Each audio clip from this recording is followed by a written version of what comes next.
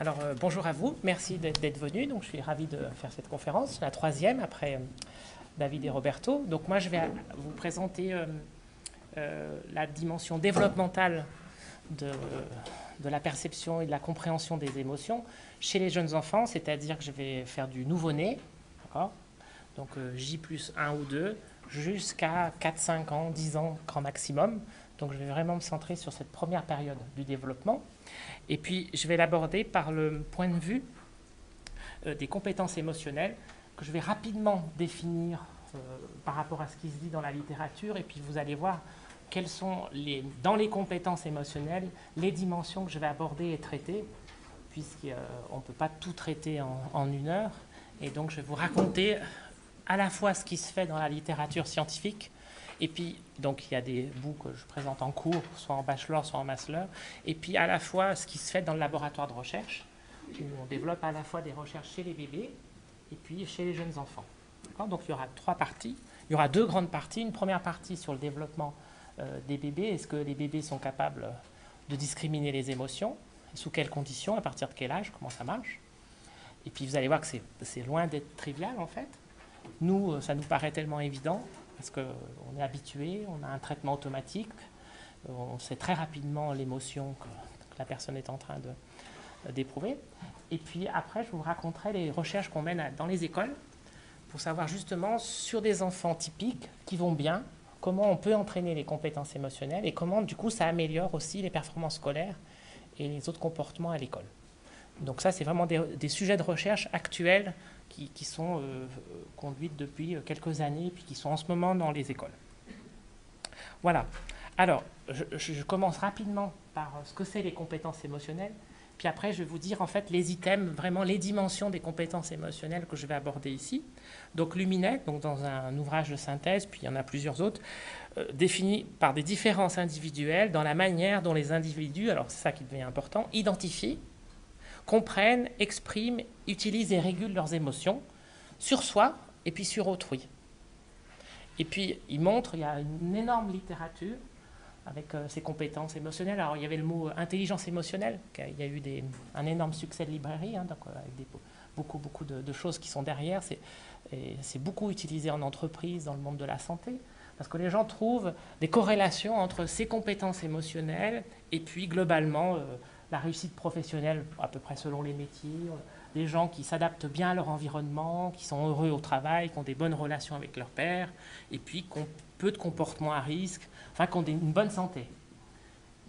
Il y a peu de choses sur le développement. La plupart des recherches sont conduites plutôt sur l'âge adulte, dans la santé et le travail. Alors, je vous ai mis une copie de ce qu'il raconte, les 5 composantes de cette compétence émotionnelle. Donc vous avez vu, il y a identification, compréhension, expression, régulation, utilisation, et puis sur soi, sur autrui. Alors nous, on va plutôt, ce que je vais vous présenter ce soir, ça va être plutôt sur les premières compréhensions. Vous voyez, on ne peut pas réguler, utiliser nos émotions si on n'est pas capable déjà de savoir ce que l'autre est en train, enfin l'expression émotionnelle que j'ai en face de moi, mon partenaire, mon collègue, si je ne suis pas capable déjà de savoir ce qu'il est en train d'exprimer, si je suis incapable de déjà poser un nom, de comprendre, de discriminer, de faire la différence entre les grandes émotions, si je ne suis pas capable de comprendre quelle est la cause de cette émotion à l'instant T, bah, du coup, j'ai peu de chance évidemment de l'exprimer, de la réguler et de l'utiliser. Donc les premiers travaux vont vraiment concerner, est-ce que justement, à la naissance, et puis pendant les premiers mois de la vie, est-ce que les bébés sont capables de comprendre et sont capables d'identifier ces expressions émotionnelles. Vous voyez, c'est un peu toute cette idée-là. Alors, il y a bien sûr 3 niveaux. Donc ça, c'est un deuxième ouvrage sur les compétences émotionnelles qui est entièrement dédié à ça, qui distingue évidemment les connaissances, l'habileté et le trait.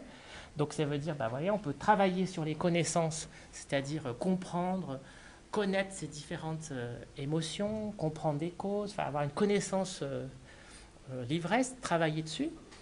Mais ce n'est pas parce qu'on a une connaissance qu'après on est capable de les utiliser. Donc ça, c'est le niveau de l'habileté. C'est comment après je vais, une fois qu'on m'a formé aux compétences, qu'on m'a raconté plein de choses sur les compétences émotionnelles, est-ce que je suis capable d'utiliser ces connaissances dans une situation donnée, dans mon quotidien? D'accord? Typiquement, un élève, en classe, je lui apprends à reconnaître les émotions. Est-ce qu'il va être capable après de l'utiliser dans sa classe ou dans une situation donnée, quand il a un conflit ou quand il voit son enseignante rentrer dans la classe avec une émotion plus ou moins bonne ou pas bonne, est-ce que je vais lui parler ou pas lui parler? Donc c'est l'habileté. Et puis après, il y a une troisième dimension dans ce modèle, c'est la disposition, le trait. C'est-à-dire qu'il y a des différences individuelles, inter-individuelles. Il y a des gens qui sont très à l'aise pour identifier les émotions chez les gens et les utiliser, et puis d'autres qui sont beaucoup moins à l'aise et qui ont de plus grandes difficultés à les identifier. Voyez, donc, c'est ça que je vais vous raconter aujourd'hui. Et donc, je vais commencer par déjà ce développement d'identification des expressions émotionnelles. Et ça, vous avez dû le voir avec David Sander ou Roberto, probablement. C'est quelque chose qui est pas, c'est pas récent. On a l'impression que c'est à la mode, les compétences émotionnelles. Mais en fait, les émotions, c'est quelque chose qui a été un peu mis de côté en psychologie, mais c'est quelque chose qui a été au départ étudié par les psychologues, et puis même par les biologistes, et puis après ça a été mis de côté par l'influence un peu culturaliste, anthropologique, et puis là, depuis 10-20 ans, ça revient dans les études. Alors typiquement, Darwin, eh bien, lui, vraiment, il y va du côté inéiste, d'accord? Pour lui, c'est vraiment, il y a une unité des expressions émotionnelles, ça fait partie de notre constitution, de notre nature, pas seulement dans l'espèce humaine, mais aussi certaines espèces animales. Et pour lui, en fait, c'est un signe dans l'évolution, en fait, une façon dont auraient eu les gens pour pouvoir interagir, avoir de bonnes relations avec les pairs, pour pouvoir former des groupes et du coup pouvoir survivre. Et puis lui-même, déjà en 1872, il fait, dans ses carnets, il note déjà tout un tas d'expressions qui sont observables donc chez les singes et puis chez certains mammifères domestiques. Et puis après, pendant 50 ans, on en a peu parlé, en fait, des émotions, parce que le caractère inné, c'était peu présent. Et puis, à partir des années 60, on a eu une prédominance très forte des sciences sociales et de l'anthropologie, avec les fameux travaux de Margaret Mead, tout ça, où du coup, là, on était plutôt dans l'idée que le bébé, quand il naissait, c'était une page blanche. Donc tout ce qui était inné, c'était précablé, ça n'existait pas, où il n'y avait pas de compétences précoces, et tout était formaté par la culture et l'environnement. Donc en fait, pour eux, c'était l'idée que si j'ai des émotions, si l'enfant commence à comprendre les émotions et à les exprimer, c'est parce qu'il interagit avec des personnes, et puis que petit à petit, par imitation, il va apprendre à discriminer les émotions et puis à interagir avec les autres personnes. Donc c'est quelque chose, c'est le milieu qui modèle cette perception, cette capacité à exprimer des émotions, et donc c'est pas du tout quelque chose de précablé qui serait spécifique ou qui serait possible chez l'espèce humaine. Et puis du coup, je vous l'historique, je fais à grands traits. Et puis après, probablement que David vous en a parlé, il y a les fameuses recherches de Paul Ekman, donc ça c'est un peu la star des émotions, lui, alors pour savoir, toujours dans les années 60, 70, on ne s'embarrassait pas, vous voyez un peu le côté inné, acquis, il y avait 2 grandes techniques pour aller questionner ça, enfin 3. Maintenant, il y avait globalement à faire des études interculturelles, même Piaget il a eu ça aussi, d'accord? Donc savoir est-ce que le développement est similaire dans d'autres cultures. Et puis il y a une deuxième technique, c'est d'aller interroger les bébés dès la naissance pour savoir si déjà, dès les premiers jours, sans expérience visuelle, on est capable de discriminer les émotions. Alors lui, typiquement Ekman, il a utilisé plutôt la technique interculturelle. Et puis, il a fait cette fameuse expérience qui est dans tous les manuels. Si vous voyez ces images-là qu'il a reproduites, il a testé plein d'émotions, il a photographié des gens qui avaient des émotions, d'accord. Et puis après, il est allé interroger plein de groupes dans différents pays, et puis il est allé demander de les reconnaître, tout simplement. Et puis c'est ce qu'il trouve. Donc vous voyez, c'est bas de gamme comme expérience. Je prends des photos, je fais des émotions, et je vais il fallait y penser. Et puis là, il trouve qu'en fait, ça marche bien, globalement. Après, il y a des petites différences, mais les 6 grandes émotions sont la colère, la peur, le dégoût, la surprise, la joie et la tristesse, sont à peu près reconnues par les 6 populations. Par les différentes... il y en a 1, 2, 3, 4, 5 populations. Et alors, avec des taux, vous voyez, entre... tristesse, vous voyez, au Japon, c'est un peu plus difficile, mais globalement, ce qu'il faut retenir, c'est que ça marche bien, et qu'avec les stimuli qu'il a proposés, ça ne pose pas de problème. Voilà. Et donc, il en conclut, Eh ben, la fameuse théorie de base universelle, donc c'est le grand truc très connu. Et il y a une littérature, quand il vient ici, les 2 amphis sont pleins à craquer. Enfin bon, voilà, voilà. Dans Cerveau et Psycho, il y a un petit historique sur les grandes expériences de la psychologie, ce mois-ci sur Paul Ekman. Puis il intervient dans les séries télévisées pour apprendre à détecter les mensonges. Enfin, pour ceux qui ne connaissent pas, allez voir, tapez Ekman, vous verrez, c'est quelqu'un de très, très connu. Et puis du coup, ici, il y a le CISA qui développe tout un tas d'activités. Puis c'est David Sander qui le dirige maintenant, qui a été monté par Klaus Scherer, qui développe des recherches autour des émotions et de la cognition. Et puis, donc ça, vous voyez, c'est année 70, hein, donc ça date. Voilà, puis voilà, bon, il est à la retraite, Paul Ekman. Et puis, les gens continuent. Puis il y a Roberto qui questionne, c'est le caractère universel, est-ce que c'est vraiment universel, pas universel, tout ça. En tout cas, c'est encore, c'est un débat qui est vraiment encore important pour les chercheurs sur est-ce que ça a vraiment un caractère universel ou pas. Moi, je ne vais pas le questionner, simplement penser qu'une autre façon d'interroger, avant d'aller voir ce qui se passe chez les bébés, quelle est la population qui est hyper intéressante pour savoir si on exprime les émotions et que cette expression des émotions ne vient pas de l'imitation, parce que je vous ai vu faire plein d'émotions avec vos visages, je suis capable de le reproduire, et ben c'est aller d'interroger les aveugles de naissance. Et c'est ce qui a été fait récemment, pour vous dire, puisque vous voyez, c'est année, ça c'est pas très très vieux, 2003, 2006, pour savoir justement le côté précablé, vraiment, que c'est pas lié à l'imitation, et ben les gens sont allés interroger des enfants aveugles de naissance, congénitaux, et puis des adultes, et puis ils sont allés voir si eux-mêmes, ils exprimaient les émotions de la même façon que les voyants. Et là, du coup, si c'est le cas, et c'est le cas, ça ne peut pas dire que ça vient simplement parce que j'ai interagi avec mon prochain et que dans mon environnement, on me fait plein d'émotions et moi, du coup, par imitation, comme on sait qu'on a une grande capacité d'imitation, eh bien, je produis les émotions. Et donc, ça a fait 2 grands papiers qui ont fait beaucoup de bruit pour dire, bah, vous voyez, à partir de 8-11 ans, même chez les aveugles congénitaux, bah, ils produisent des émotions de la même façon que les voyants. Donc, pour eux, c'était encore un argument pour dire, vous voyez, c'est quand même quelque chose qui est universel, précablé, que c'est indépendant de l'expérience visuelle. Mais c'est encore le caractère transculturel très, très débattu. Mais il a parlé la semaine dernière, Roberto. Et puis, chez les jeunes enfants, pourquoi c'est très important d'aller étudier cette question? Pourquoi ces expressions faciales, émotionnelles, vous voyez, comment, avec ces visages, tout ça, est-ce qu'elles sont importantes pour les jeunes enfants? Oui, parce que typiquement, ça permet entre autres de distinguer les enfants typiques des enfants atypiques, comme par exemple avec ceux qui ont un trouble autistique, un spectre autistique. Donc c'est un indicateur, puisqu'ils ont des difficultés à aller traiter les émotions. Et puis en fait, ça contribue à la communication interpersonnelle, à la communication non verbale, comme les indices émotionnels prosodiques, simplement le son de la voix. Quand on raconte une histoire aux enfants, eh bien on sait quand on veut faire peur, quand on est joyeux, quand on est content.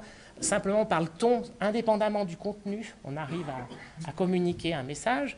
On sait que le langage verbal, musical, il donne de l'information, il permet de donner des informations émotionnelles, et puis aussi tout ce qui est l'attention conjointe. Ça permet, en fonction de mon regard, j'ai des expériences, je vous montrerai, où on va dire là tu peux y aller, là tu ne peux pas y aller. Donc c'est un bon outil de communication interpersonnelle.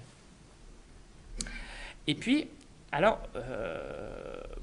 pourquoi? Parce que alors, voilà, on voit bien que dans les situations de la vie quotidienne, c'est très important, ces expressions faciales, émotionnelles. Pourquoi? Parce que ce visage, on sait que c'est vraiment, enfin, je veux dire, c'est le premier stimulus visuel que le bébé il voit quand il naît, parce qu'il voit le visage de sa maman, le visage de son papa, mais les premiers jours, c'est quand même beaucoup sa maman. Et puis, c'est une façon, ce stimulus, il est vraiment multimodal, parce qu'il bouge, il a des caractéristiques, il donne des émotions, il sourit, il est multisensoriel, il a du son, il a la vision, sa bouche est dynamique. Bref, c'est quelque chose qui va attirer l'œil et le regard du bébé.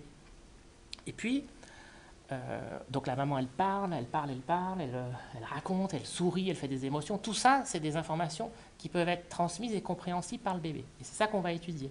Et ce qui est paradoxal, c'est que quand on regarde la littérature scientifique, la discrimination des visages, c'est quelque chose qui a, été étudié, mais massivement. Il y a des milliers et des milliers d'articles qui montrent que nous, adultes, on est un système expert, comme on dit, on est extrêmement compétent pour discriminer et traiter les visages.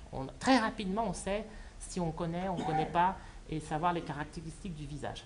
Donc c'est quelque chose qui est appris et formaté, modulé depuis la naissance. On est extrêmement fort, nous, adultes. Mais aussi, les chercheurs ont montré que ça existait dès la naissance. Alors là, typiquement, il y a une simulation pour dire que le nouveau-né, il n'est pas du tout aveugle. Okay, quand il naît, contrairement à ce qu'on pense, si on le met dans des bonnes conditions, le bébé, il peut percevoir un visage. D'accord ? Et puis, il y a plein de gens qui ont fait tout un tas de recherches, alors je passe, ce n'est pas le thème d'ici, et qui montrent qu'en fait, le bébé, il est extrêmement compétent dès les premiers jours de la vie. Il est attiré par tout ce qui ressemble à une structure de visage. Alors, vous voyez, là, c'est des visages, il n'y a pas d'émotion, c'est neutre. Mais pour discriminer des émotions, il faut déjà discriminer le visage. Et bien là, la recherche montre que les visages, c'est vraiment un objet très particulier qui est ultra entraîné. Et dès la naissance, le bébé, il est attiré par ces structures de visage. Donc, vous voyez, dès 9 minutes après la naissance, je ne sais pas si maintenant on aurait le droit de le faire, mais vous voyez, les mêmes stimuli, eh bien, ils sont, hop, ça attire. On est capable d'apprendre très rapidement et on reconnaît le visage maternel. Pour le papa, il faut attendre 1 mois ou 2, ou 3, ça dépend des recherches. Okay, ça dépend du taux d'exposition. Mais ce n'est pas parce que c'est disponible à la naissance qu'après c'est imperméable à l'environnement. Pas du tout. Les recherches montrent maintenant que c'est pendant les premières années, il y a ce qu'on appelle un affinage perceptif. Donc vous voyez, le côté soit inné, soit acquis, ça n'a pas de sens en fait. Dès la naissance, eh bien, le système il est précablé pour aller être attiré vers ce qui est un visage. Et puis comme je suis constamment exposé à des visages, eh bien, mon système va s'entraîner massivement. Puis là, c'est tous les travaux de Pascalis, notre collègue de Grenoble, qui montrent qu'en fait, progressivement, comme pour le son, il va spécialiser, notre système va se spécialiser pour les visages auxquels on est exposé. Et puis, vous voyez, à 6 mois, on est très bon pour recommander, vous voyez là, ici, on sait bien que les deux visages, ils sont différents, d'accord ? Et puis les deux visages de singe, on a l'impression qu'ils sont pareils. Et en fait, ils ne sont pas pareils. Et les bébés de 6 mois, ils font la différence entre les deux, mais à 9 mois, on n'y arrive plus. Et puis comme nous, adultes. Ça veut dire qu'en fait, comme on n'est pas exposé très souvent à des singes dans notre environnement, eh bien, on se spécialise et puis on va s'entraîner à traiter les visages et on va être extrêmement expert sur le type de visage qui font partie de notre environnement. Okay.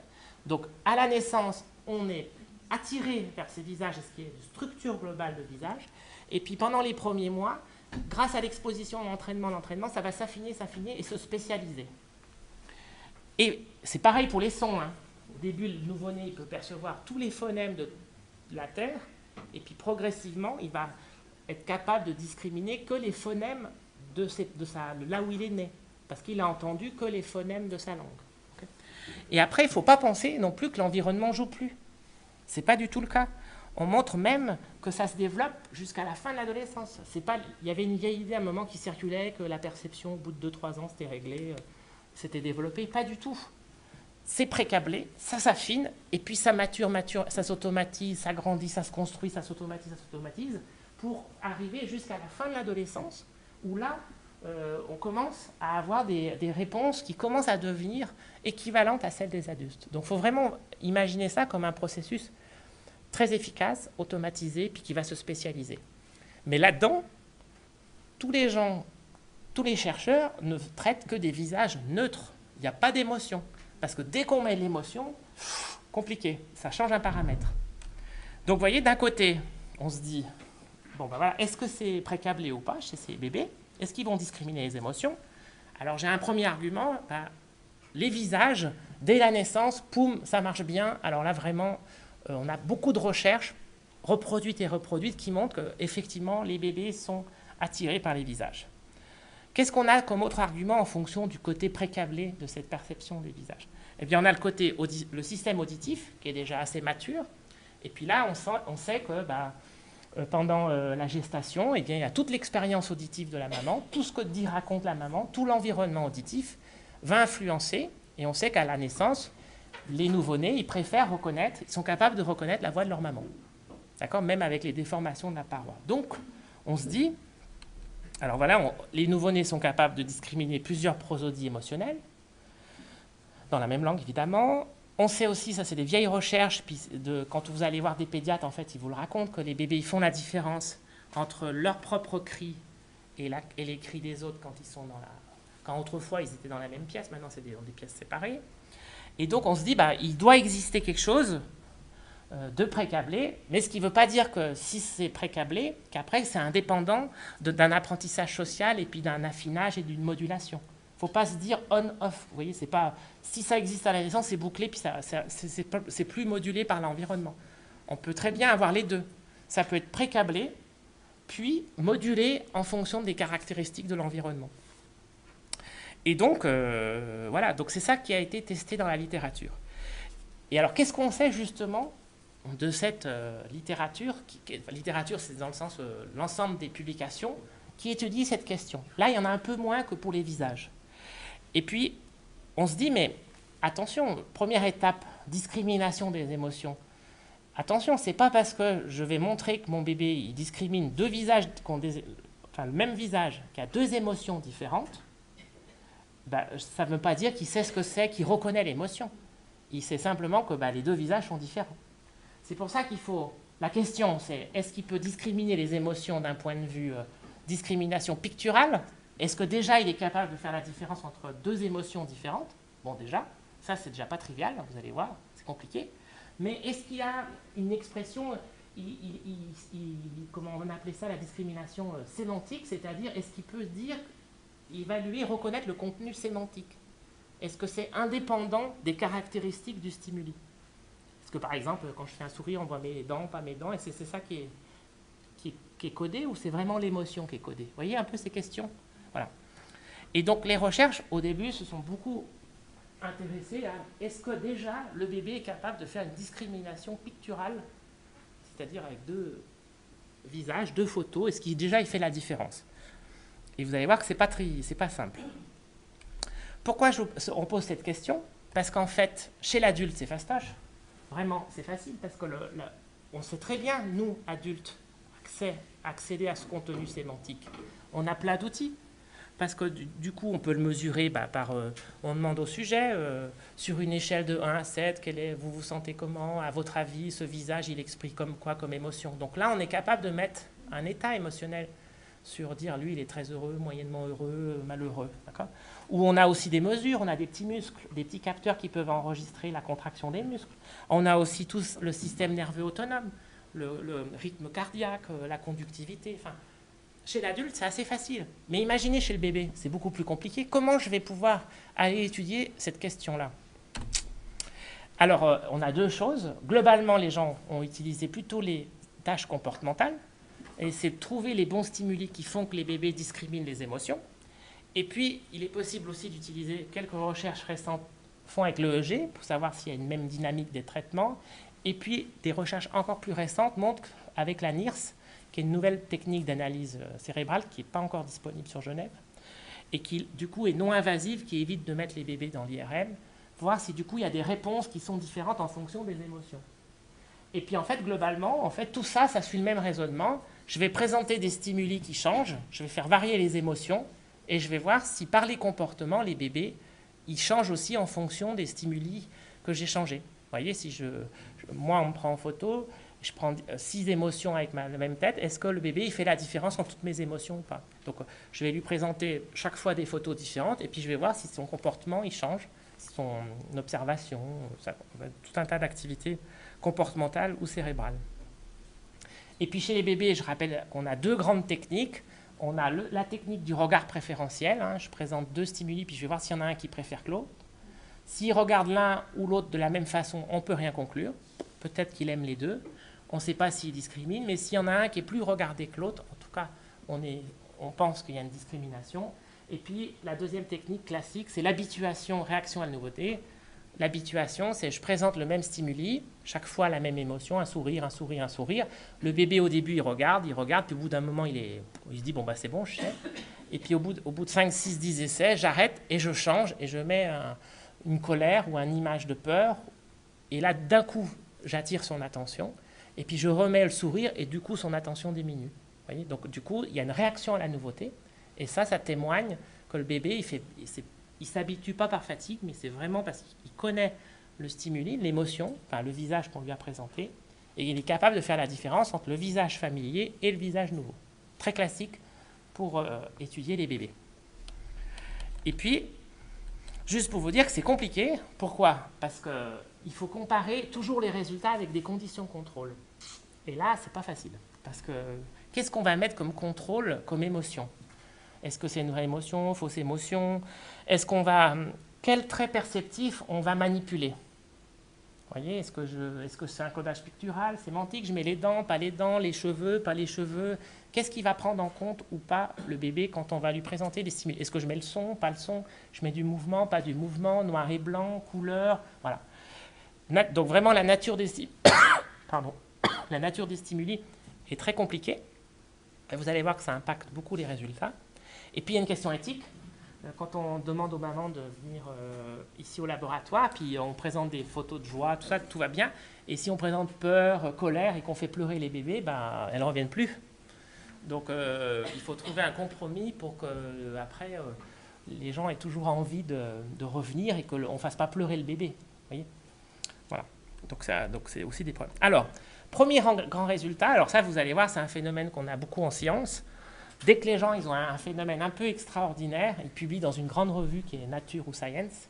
Puis après, vous allez voir, c'est comme pour le nombre, que j'avais fait une conférence il y a 3 ans. Toujours pareil, on a du mal à reproduire les résultats aussi vendeurs.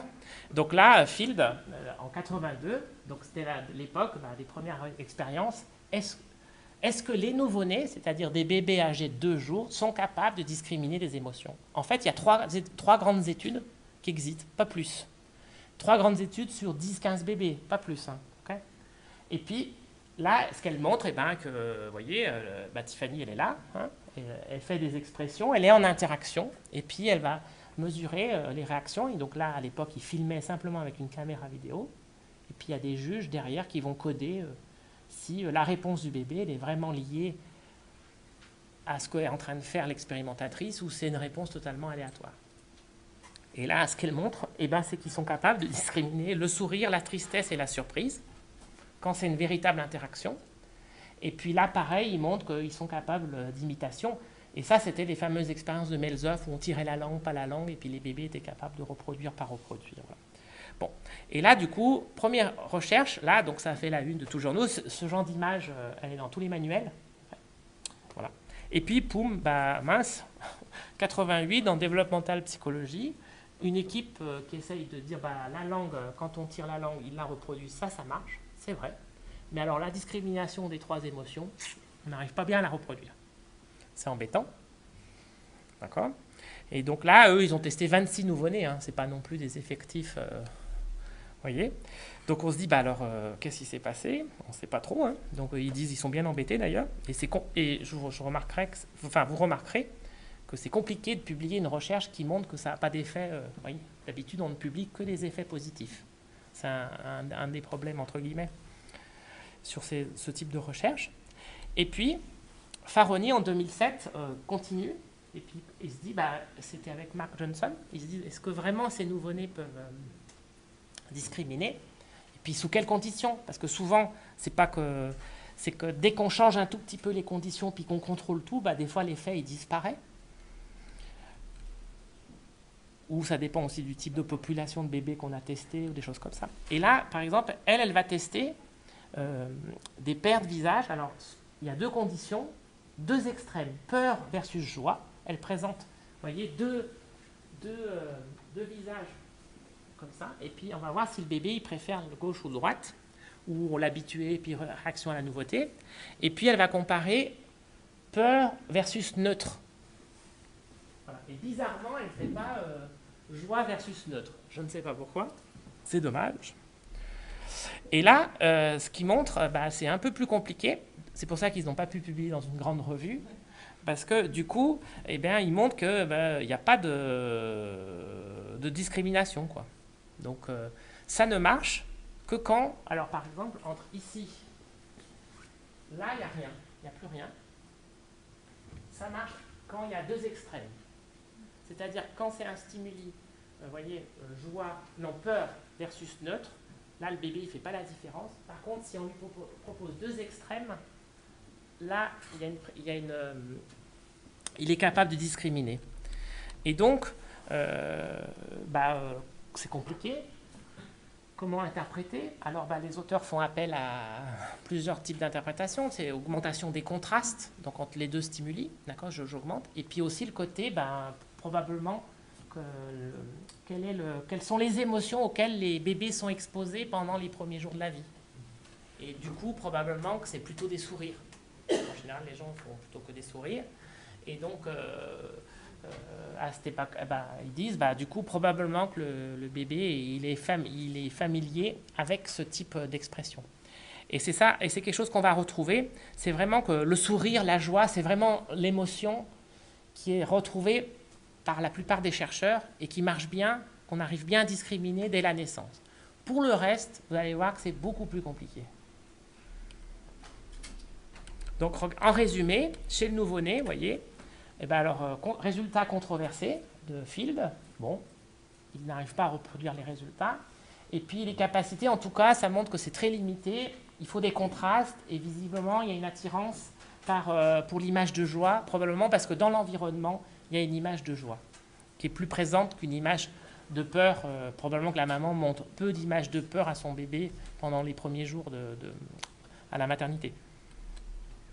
Alors après, on monte dans les âges, donc les chercheurs, ils se disent, alors est-ce que les bébés, alors il y a des dizaines de recherches, vous verrez, je vous ai mis on a, avec Laurie, qui est une ancienne doctorante, on a fait une revue de questions où on a compilé toutes les recherches qui ont étudié la discrimination des émotions.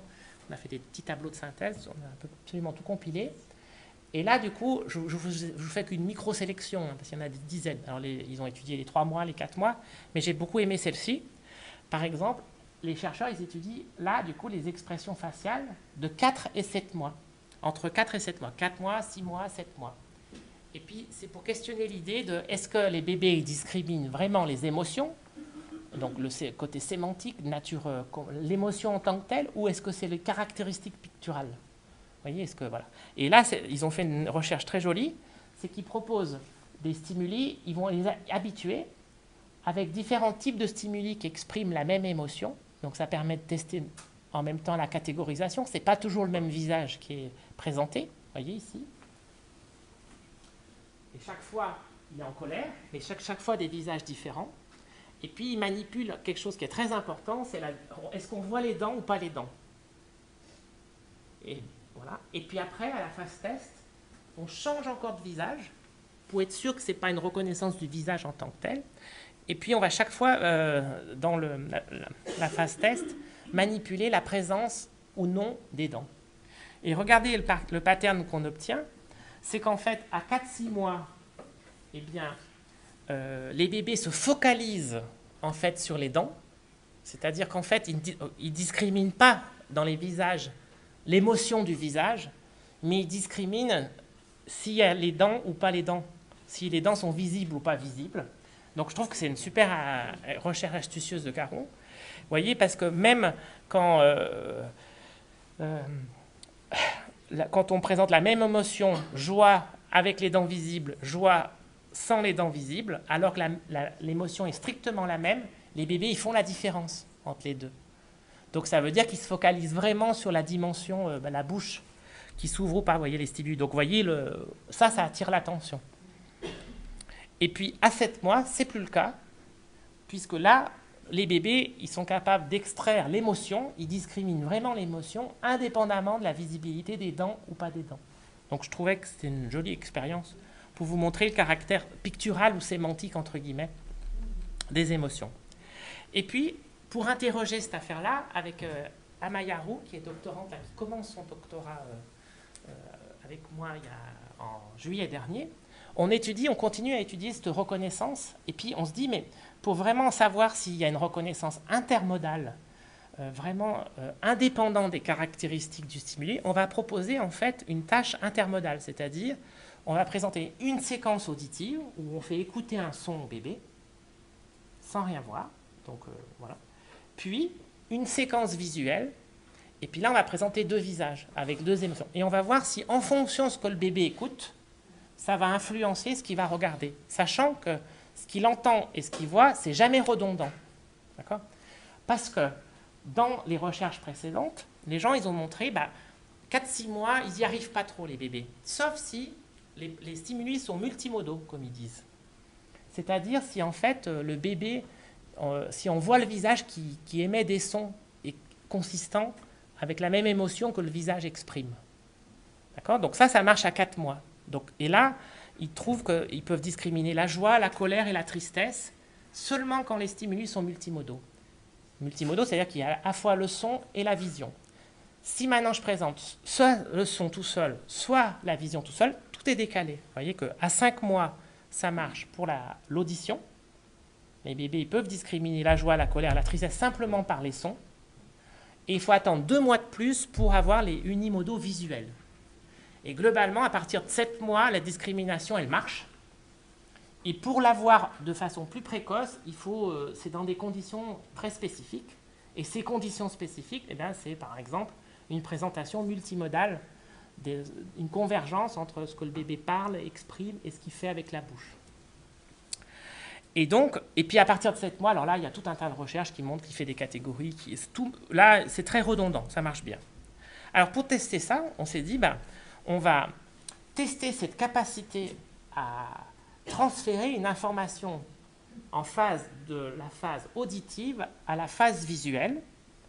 D'accord ? Et l'idée, c'est que si le bébé il est capable de transférer cette information entre les 2 phases, bien, ça veut dire qu'en fait, c'est indépendant des propriétés physiques du stimuli, donc soit auditif, soit visuel, et qu'il est capable de matcher l'émotion qui est extraite des 2 côtés.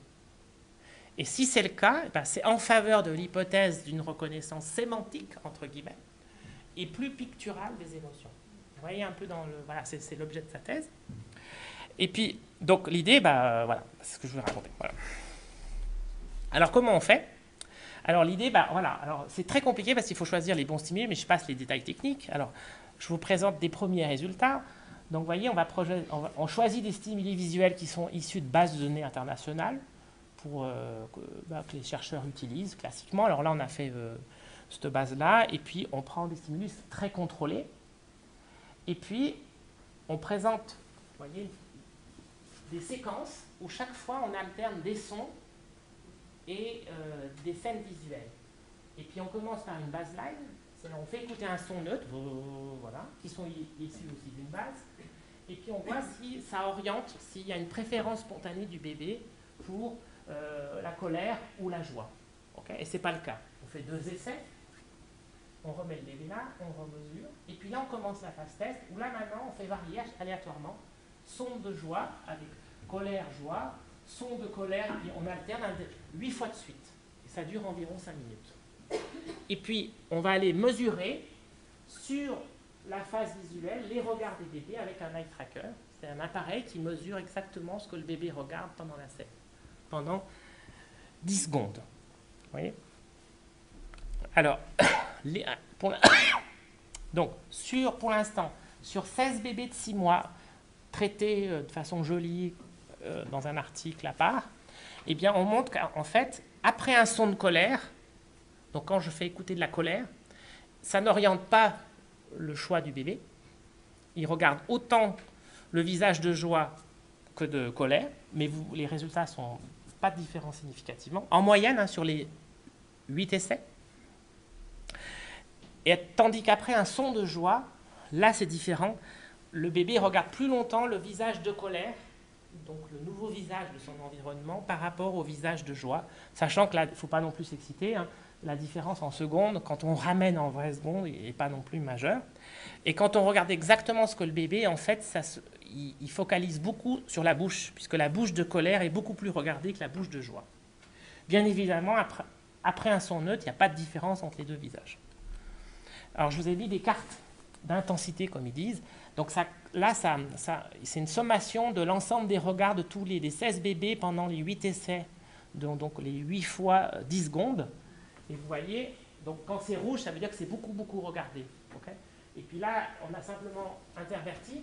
pour être sûr que le bébé il n'est pas tiré à gauche ou à droite de la scène. Okay. Et puis là, on voit que les deux, après, après le son de colère, c'est pareil. Par contre, après le son de joie, et ben, là, on voit qu'il y a une différence. Le bébé regarde plus ici la colère et plus ici que la joie. Donc, ce qui voudrait dire, si ça se confirme, mais soyons très prudents, que seul un son émotionnel de joie influence le temps de regard sur les visages à 6 mois, ok, pour l'instant. Donc, il y aurait une possibilité d'un transfert audiovisuel seulement pour l'émotion de joie, celle qui marche bien depuis le début celle qui marche le mieux dans toutes les recherches. Et donc, on pense qu'il y aurait du coup une reconnaissance sémantique, mais qui serait liée au type d'émotion, et là, qui serait focalisée sur l'émotion de joie, et ça ne serait pas possible pour les bébés. Il ne ferait qu'un codage pictural pour l'émotion de colère. À confirmer, étudier, et actuellement, c'est ça qu'elle est en train de faire, Amaya. Alors, juste pour vous dire, elle est en train d'étudier les 4 mois, en faisant varier maintenant les émotions 2 à 2, en faisant varier aussi si c'est des garçons et des filles. Et puis en ayant une approche longitudinale, on s'est installé chez un pédiatre à Genève. Et puis elle va 3 matinées par semaine et du coup elle peut proposer l'expérience. Et du coup depuis la rentrée, elle teste beaucoup d'enfants parce que du coup pendant que les parents attendent, ils passent l'expérience et puis on peut les revoir. Donc voilà, c'est en cours. Donc pour l'instant, vous voyez, elle a déjà quand même fait testé une cinquantaine de bébés en 6 mois, donc ce qui est pas mal du tout. Voilà. Et alors, donc ce qui veut dire que en fait, c'est pas si net que ça, contrairement au visage où c'est très présent dès la naissance, cette préférence, cette habituation. Pour la discrimination des expressions émotionnelles, alors du coup, il y a la joie qui serait discriminable éventuellement à la naissance, probablement avec un codage pictural, et que c'est seulement après, au bout de quelques mois, que les bébés seraient capables de discriminer les autres émotions.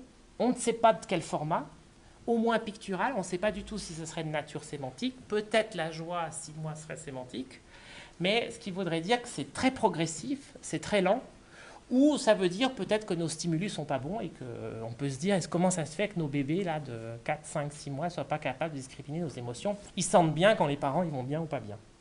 Ou c'est peut-être notre façon de tester la chose qui ne marche pas. Affaire à suivre. Tout ça, ça ne veut pas dire qu'il comprend les émotions. Il faut qu'il soit capable de les interpréter. Et là, il y a une fameuse expérience qui est très très jolie, qui s'appelle, donc c'est quelque chose qui est très connu dans la littérature psychologique, c'est les référenciations sociales, et c'est l'idée de dire, est-ce que maintenant que j'ai discriminé l'émotion sur le visage des autres, est-ce que je suis capable de l'interpréter moi pour agir? Et ça, c'est les fameuses expériences de Campos, où justement on va voir que c'est une communication non verbale qui va être utilisée par les enfants pour aller dire agir ou pas agir. Quand vous êtes au jardin d'enfants, on fait les gros yeux, pas les gros yeux, la ride du lion ou pas, pour dire aux enfants vous pouvez y aller, pas y aller. Et ils écoutent ou ils n'écoutent pas selon les âges et la situation, évidemment. Et donc, les chercheurs, ils ont utilisé une super idée, ils ont utilisé la peur du vide. Au début, vous savez que les bébés, quand ils sont sur la table allongée, il y a un risque qui tombe. Puis au bout d'un moment, autour d'un an, ils ont une conscience du danger, des profondeurs, et donc du coup, dès qu'ils commencent à marcher, ils se disent « Ah, c'est dangereux ». Donc, ils hésitent. D'accord? Et alors, regardez, ils ont fait une superbe expérience. Des bébés de 12 mois. Motion is a non-verbal language. Emotions reveal the cognition, the understanding of the baby. And voilà. Emotions are the non-verbal communication Donc, of the baby towards the parent and the parent towards the baby. Therefore, donc là, on est sur les 12 mois. That emotions were a one royal road to the study of the baby's development. Voilà. In this study, babies between 9 and 12 months are brought into the lab and placed on a large plexiglass top table. Donc là maintenant, half of the table has a checkerboard pattern just underneath the surface. But halfway across is a visual cliff, which the baby can tell drops off steeply. The plexiglass top continues, so it's perfectly fine to proceed. Voilà, il a bien conscience du danger. And this is a big drop for a baby just starting to crawl. She wants to get across to get the toy. il veut aller but she's chercher son jouet. cautious and looks to the opposite end of the table where her mother is. The parent is instructed to smile or make a fear Et voilà, face. le stimuli, ils vont faire varier si la maman, elle fait émotion positive ou peur. Voyez, est-ce que le bébé il est capable d'interpréter l'expression de la maman? On the other hand, if the mother poses a smile or somehow poses a nonverbal Donc quand la maman elle exprime de la joie et les bébés ils y vont, donc vous voyez il a bien discriminé l'émotion de la maman, joie versus peur, et il l'a interprété et il l'a décidé, du coup je peux y aller, c'est pas dangereux. Donc c'est bien un argument, on peut discuter, mais de compréhension de l'émotion. The role of nonverbal communication in determining the child's behavior in uncertain contexts. A baby. Voilà. Et donc, voilà, donc ça c'est une très jolie expérience. 12 mois, falaise visuelle, jouet. Eh bien, quand il y a la peur, personne ne traverse. C'est-à-dire qu'en face, s'il y a un adulte qui envoie un message, c'est dangereux, aucun enfant prend le risque de traverser. Donc c'est très joli. Quand la visage est de joie, eh bien 75% traversent, qui correspond à peu près à ceux qui ont un bon attachement. Taux d'attachement de, entre guillemets. Est-ce qu'ils ont confiance en la mère ou pas pour dire j'y vais ou j'y vais pas, voyez. Ça correspond à peu près à 70% de la population. Et donc du coup, c'est une très belle expérience pour dire, pendant les premiers mois, ils discriminent. Vous voyez, 7 mois, ils catégorisent, probablement qu'ils commencent à avoir une reconnaissance plus que picturale.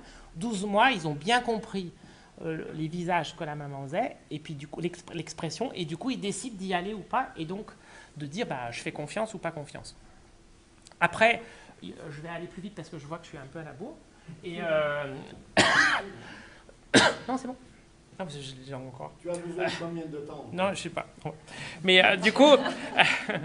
Et du coup, les gens se sont dit, alors, au lieu de faire le paradigme de la falaise visuelle, ils vont utiliser le nouveau jouet. Vous voyez, on met un truc un peu bizarre dans l'environnement, et puis on regarde si l'enfant il y va spontanément ou pas, et s'il va utiliser les indices émotionnels des parents pour dire « Ouh, vas-y, vas-y ». Vous voyez, quand ils arrivent dans les jardins ou dans une salle de sport, ils regardent tout de suite la tête des parents, puis ils voient si vous avez peur ou pas peur, et si du coup ils décident d'y aller ou non. Et là, du coup, ils testent des enfants de 12 mois, et puis ils font un jouet, un peu un robot, qui a des mouvements totalement non prévisibles, non prédictibles, ce qui fait que ça impressionne un peu. Et puis la maman, elle va être soit gaieté, elle est toute contente, soit elle est ou très inquiète, soit neutre. Et puis là, ils vont manipuler soit la voix, soit le visage. Vous voyez l'information, donc soit auditive, soit visuelle. Et là, du coup, ce qui montre, c'est que les bébés, donc là, les enfants de 12 mois, ils sont incapables de différencier les émotions unimodales. Et quand la maman, elle exprime de l'inquiétude, eh bien, ils regardent plus longtemps la mère. Et puis là, les chercheurs, ils font la même chose. Je pense que c'était beaucoup plus simple de fabriquer une situation avec des nouveaux jouets que la falaise visuelle. Vous voyez, la faire fabriquer en laboratoire, ça mobilise toute une pièce. Donc les gens ont utilisé le paradigme du nouveau jouet. Puis là, ils ont fait le 8, 12, 18 mois. Et puis là, par le visage, ça va être des émotions positives ou inquiètes. Et puis là, vous voyez, tous les enfants, avant d'aller voir le nouveau jouet, regardent les parents. Ils vont aller chercher la référenciation sociale. Est-ce que j'y vais ou j'y vais pas? Bon, à 8 mois, ils regardent moins, c'est pas vraiment... À 12 mois, ça correspond bien. Donc là, si la maman, elle exprime la peur, les enfants, ils y vont moins. Ça les restreint dans leur comportement de découverte. Et puis, à 18 mois, ils regardent, mais ils y vont quand même, en fait. D'accord? Et ça, donc, ils ont bien compris, mais probablement qu'ils savent que si c'était vraiment dangereux, la maman, elle bougerait. Et ça explique que dans le jardin d'enfants, les enfants, ils jettent le petit œil, puis ils regardent vraiment l'émotion, puis ils voient vraiment si vous avez une réelle peur, ou si vous êtes juste non, non, non, mais c'est pas un vrai non. Enfin, je sais pas, pour ceux qui fréquentent les jardins d'enfants, vous voyez, à un moment donné, il y a le vrai non, là c'est dangereux, et puis tout le corps dit que c'est dangereux, et l'enfant il s'arrête. Et puis quand c'est un non, non, non, non, puis que vous êtes en train de boire un café tranquille, il a bien codé que en fait c'était pas si dangereux que ça, d'accord? Et donc là c'est un problème après d'éducation et du rôle du danger ou pas, parce qu'ils savent des fois que les mamans ou les papas ils disent toujours non, puis ils pensent que c'est toujours dangereux, mais pour n'importe quoi, alors qu'en fait ça l'est pas. Alors après, donc là, vous voyez, je vous ai fait le panorama, donc 0, 7 mois, là, on est autour des 12 mois. Et puis maintenant, on se dit, bah alors, il va y avoir le lexique qui va arriver. Là, on est en crèche, à l'école. Comment les enfants vont comprendre les émotions? D'accord? Quel est du coup, est-ce qu'ils vont être capables de mettre des mots sur des visages? Et là, les chercheurs se sont dit, bah, on va étudier un peu cette affaire-là. Et évidemment, il y a tout un tas de problèmes de quincaillerie méthodologique. Comment on va faire? Est-ce qu'on va déjà dénommer? Est-ce qu'on va leur demander? Est-ce qu'on va leur demander de comprendre une cause, une émotion? Vous voyez que tout, en fonction du degré de complexité de la tâche, eh bien, on va obtenir des résultats où c'est très précoce ou plus tardif. Et puis, on va avoir des différences dans quelle est l'émotion qui est comprise en premier? Et puis, quel est l'ordre après? Alors là, on va avoir beaucoup de différences entre les recherches parce que les gens vont utiliser, alors, vous voyez, des dessins, des photos. Ils vont utiliser des choses statiques, des choses immobiles. Ils vont utiliser le corps, juste la tête, le son, la prosodie, les histoires longues. Donc, vous voyez, en fonction de la tâche qu'on va demander aux enfants, bah, du coup, on va avoir un peu des profils, des patterns de résultats qui peuvent différer. L'idée, c'est que globalement, si la tâche est très complexe, d'accord, donc ça va surcharger tout le système pour l'enfant. Donc, si on raconte une histoire qui dure plus, qui a beaucoup de phrases, bah, du coup, à la fin, forcément, les enfants vont moins y arriver que si c'est simplement la joie, puis il faut aller pointer sur une image, sur un écran tactile.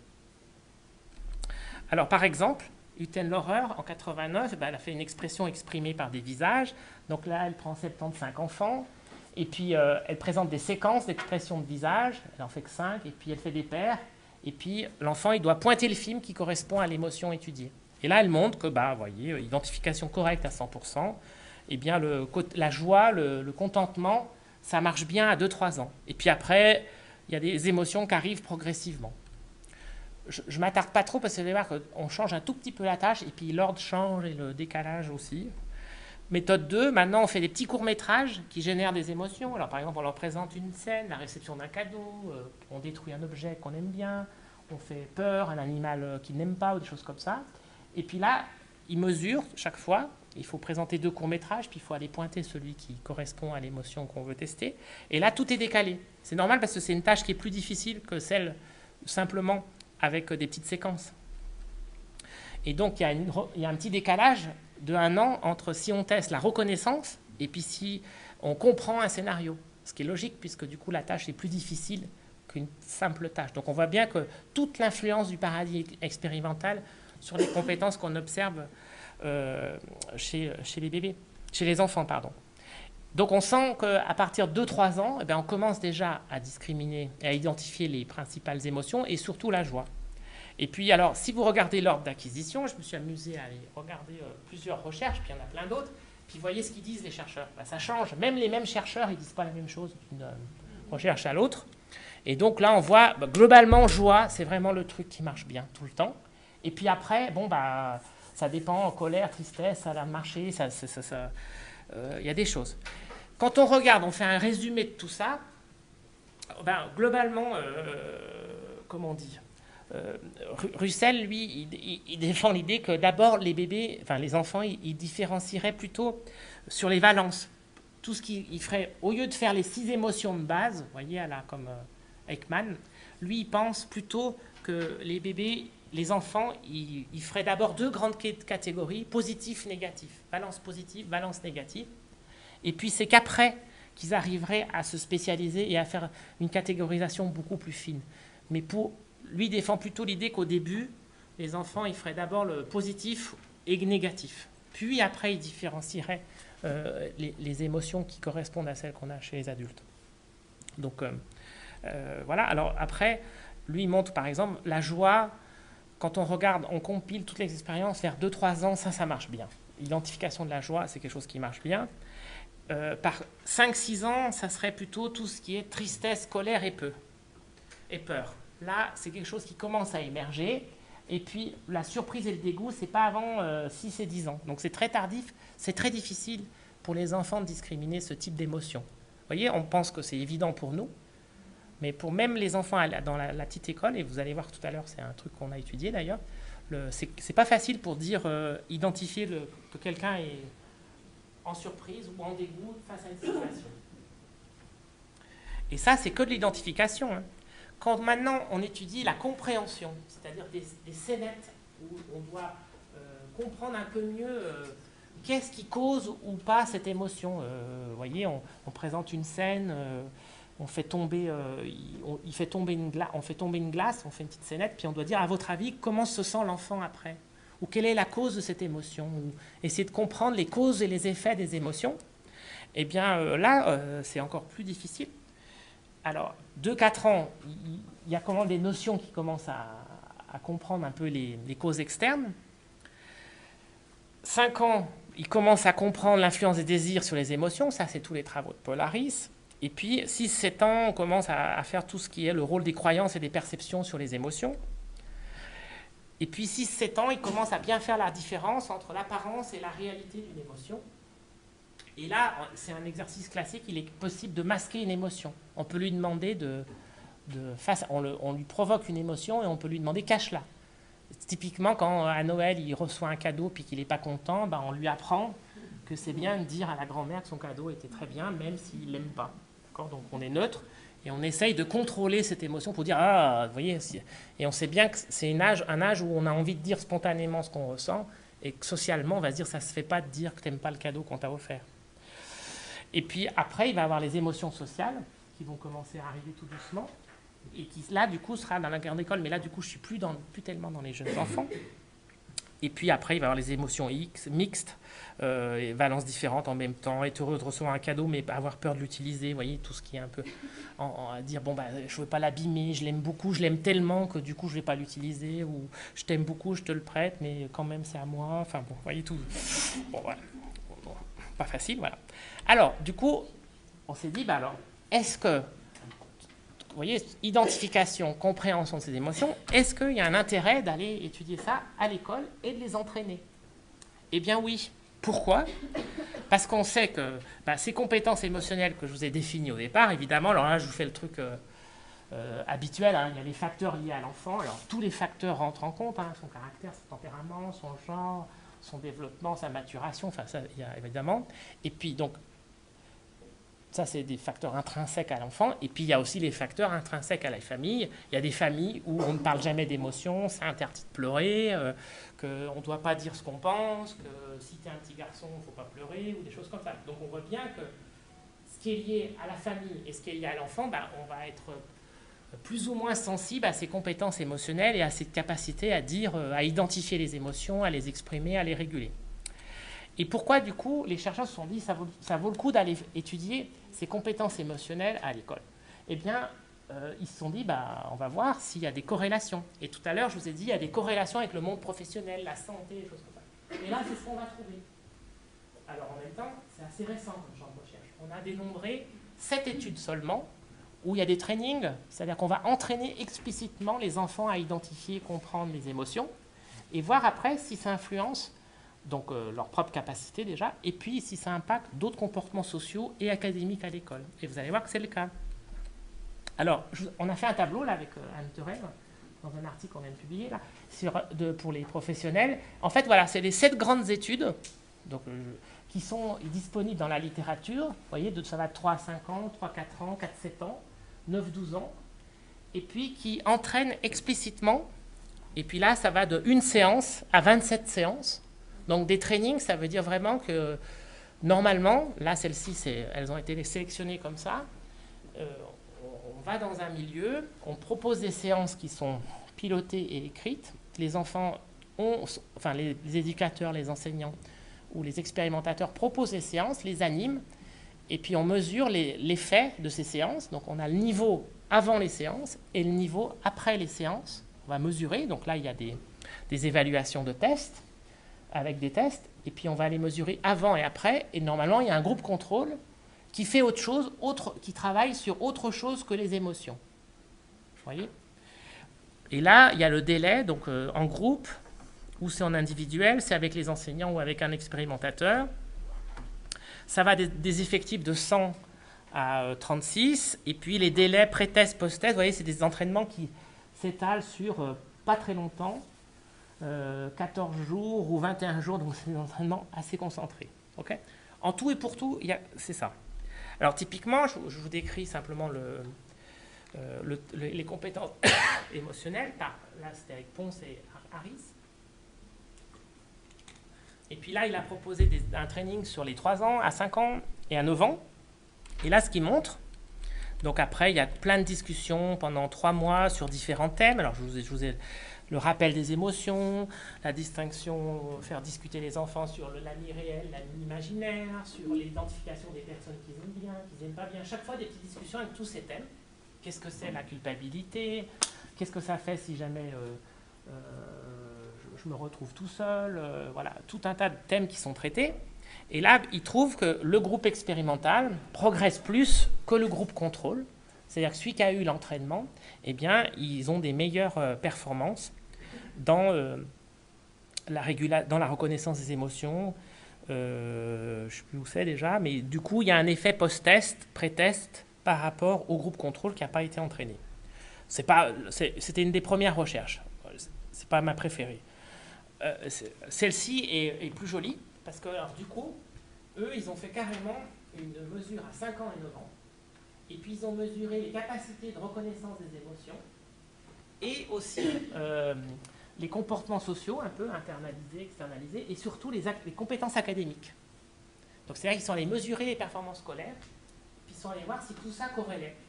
Et du coup, ça a été publié dans Psychological Science. Et donc, c'est assez prometteur. Et vous voyez que c'est le cas. Donc, j'ai entouré en rouge. Donc, c'est des corrélations. Hein. Donc, on ne sait pas qui est la cause de quoi. Mais on sent qu'il y a quelque chose qui se passe. C'est-à-dire, les enfants qui ont une bonne connaissance académique, eh ben, ils corrèlent, par exemple, 5 et 1, connaissance académique. Voilà, quand vous faites le facteur 6, la reconnaissance des émotions, vous voyez, avec donc l'académie de compétences, la point 43. Donc il semble qu'il y ait quelque chose qui se passe entre les compétences académiques, les compétences de savoir reconnaître, labelliser des émotions, les connaissances émotionnelles et les comportements sociaux. Et négativement avec tout ce qui est, vous voyez, hyperactivité, des choses comme ça. Et nous, ce qu'on a fait avec Anne Terrell, là, on vient de le publier, donc ça a été fait, on s'est dit, on va proposer ça dans les écoles, ici, et puis on s'est dit, on va faire ça, on va essayer de proposer des trainings, mais qu'on va fabriquer avec les enseignants, pour que les enseignants dans les écoles, dans les petites classes, puissent les intégrer dans leurs emplois du temps, pour que ça ne soit pas comme, on arrive comme ça, et puis, voilà. Donc l'idée, c'est que ça dure sur 2 ans. La première année, on va dans les classes, on va voir les maîtres, on fait une formation sur comment marchent les émotions, on fait des ateliers, des choses comme ça. Et après, on propose de fabriquer des séquences, 6-7 séquences, pour dire qu'on va travailler sur chaque composante des compétences émotionnelles et que ça soit des ateliers qui correspondent qui s'intègrent bien dans son programme scolaire. Et donc, on va créer des ateliers conjointement avec les maîtres. Et puis, on fait le matériel pédagogique. Et puis, l'année suivante, eh bien, on va tester tous les enfants en pré-test. Ils font leurs ateliers. Il y a un groupe expérimental qui fait l'atelier émotion et apprentissage. Et puis, un autre groupe qui travaille sur des contenus scolaires, enfin, qui fait autre chose, mais pas les émotions.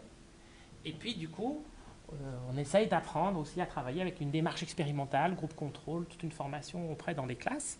Alors au final, on a présenté, on a pu faire 7 séances, donc c'était sur 7 semaines environ, 1 heure par semaine, et puis on a travaillé sur le vocabulaire émotionnel, sur l'identification des émotions de base, les causes des émotions et les conséquences, et l'expression des émotions. Alors typiquement, vous voyez, on a testé ça, voilà, tristesse, et puis l'enfant doit pointer l'image. Voilà, après on a travaillé avec d'autres choses, alors je ne rentre pas dans les... Mais après là c'est simplement un matching visuel pour éviter le codage vocabulaire. Après on fait des scénarios pour savoir comment il se ressent, si on nous lance des cailloux, comment se sent ce monsieur, s'il est content, pas content. Voilà, voilà. Et puis là typiquement on fait une situation sociale et puis l'enfant après il doit choisir comment se sent la personne après ça. Voilà. Et puis au final, on a pu retenir 232 enfants. Donc on a lancé, c'est vraiment un énorme effectif, puisqu'on a fait sur plusieurs établissements scolaires. Et puis, on a fait sur de 6 à 12 ans. Donc, dans 4 niveaux scolaires. Et là, ce qui est intéressant, et on a fait 3 épreuves, compréhension d'étiquette émotionnelle, identification d'expression faciale émotionnelle, compréhension des causes des émotions.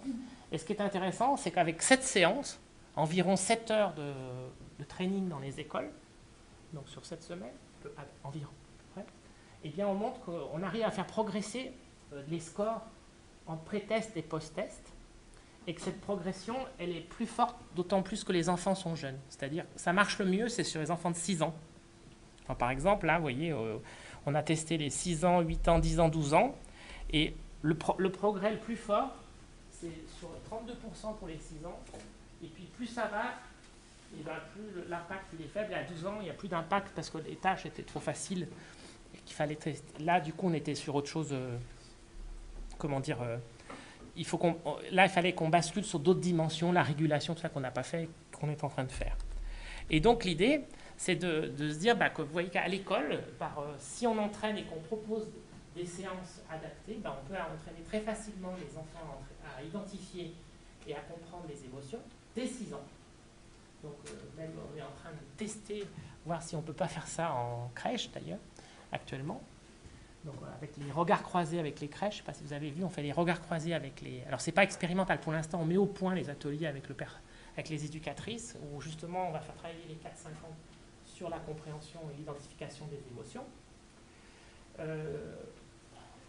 Notre recherche, elle est très limitée, elle a un nombre d'effectifs, ça marche, les enseignants sont d'accord pour recommencer. Simplement, on a fait certaines compétences émotionnelles, maintenant, on voudrait faire l'ensemble des compétences émotionnelles jusqu'à la régulation. Et puis, le problème, c'est comment associer les parents à cette affaire-là. Donc ça, c'est le prochain objectif. C'est comment on va former les parents en parallèle de la formation des maîtres pour que le soir, les parents ils soient au courant de ce qu'on est en train de travailler comme émotion à l'école, qu'ils soient associés au vocabulaire ou à la façon d'associer quand ils vont voir un film ou un spectacle, de dire « Ah ben là, je me sens telle émotion, sur les 6 émotions de base.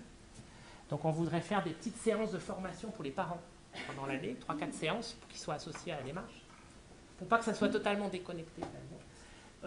Maintenant, ce qu'on voudrait faire, c'est mesurer les compétences académiques. Tout ça, ça a aussi de l'intérêt si ça améliore les relations sociales à l'école, mais aussi surtout les compétences scolaires, donc mathématiques, français, on voudrait étudier. Et puis, pour les plus grandes classes, la grosse demande, mais ça, il y a des spécialistes, ce qu'ils demandent les enseignants, c'est notamment au cycle, c'est tout ce qui est gestion du stress et régulation des émotions, notamment pour les examens, au lycée, au collège, pardon. Et voilà. Et si vous voulez en savoir plus, on a publié récemment un numéro spécial sur apprentissage, cognition et émotion, et vous verrez, il y a plein de gens, plein de collègues qui sont ici, qui ont participé à ce numéro. Il y a Élise qui a fait les émotions, les apprentissages scolaires. Il y a David Sander qui raconte son modèle, mais qui est présenté de façon adaptée aux enseignants. Il y a Andrea qui est ici sur la régulation des émotions, mais à l'âge adulte. Et puis il y a voilà, et puis vous pouvez lire. On a fait aussi quelque chose sur les émotions avec l'impact des écoles Montessori versus pas Montessori. Enfin, vous pouvez aller voir ce numéro spécial qui vient juste de sortir, qui est à destination des professionnels. Et je réponds à vos questions. Et j'en ai terminé.